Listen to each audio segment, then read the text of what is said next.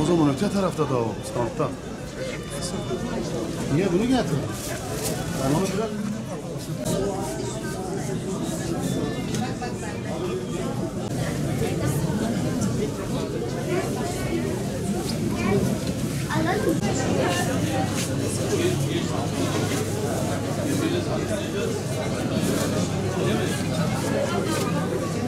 Bu yıl ikincisini düzenlemiş olduğumuz Festivaller Şehri Batman serisinin artık son halkasındayız.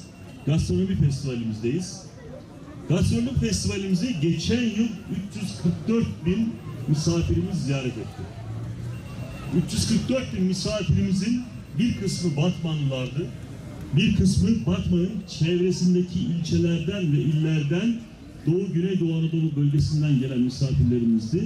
Ama bir kısmı da Türkiye'nin her dört bir köşesinden gelen misafirlerimizi burada ağırladık.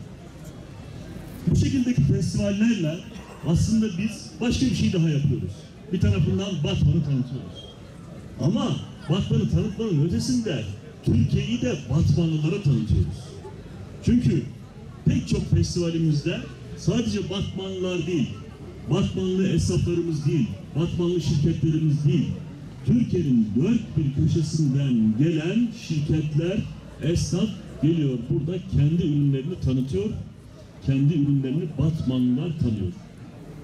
Bu festivalimizde de gene Türkiye'nin 7 coğrafi bölgesinden ve aynı zamanda da 27 ayrı ilden gelen lezzetleri Batmanlılara tanıtacağız. Türkiye'yi de Batmanlılara, Batman'ı da Türkiye'ye tanıtmış olacağız. Diğer bazı festivallerimizle ilgili rakamları da sizlerle paylaşırsam, Festivaller Şehri Batman'ın 2 yıl içerisinde ne kadar büyük bir ölçüye kavuşmuş olduğunu herkes net bir şekilde görmüş olacaktır. Kitap fuarımız geçen yılda öyleydi, bu yılda aynı şekilde Batmanlılar kitap fuarında katılımcı rekorunu kırdılar.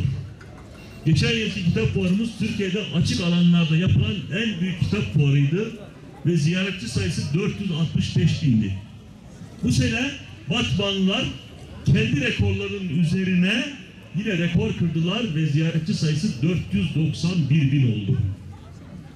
Tekstil fuarımız.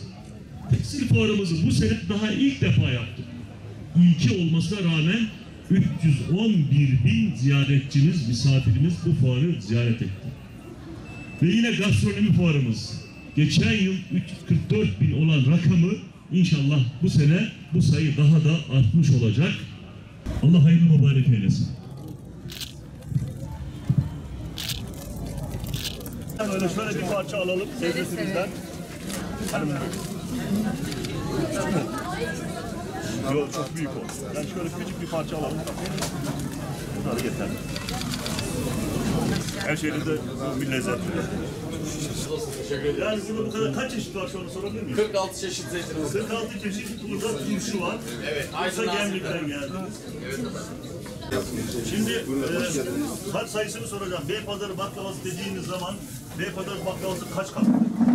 80 katlı. 80 katlıdır. 80 katlı.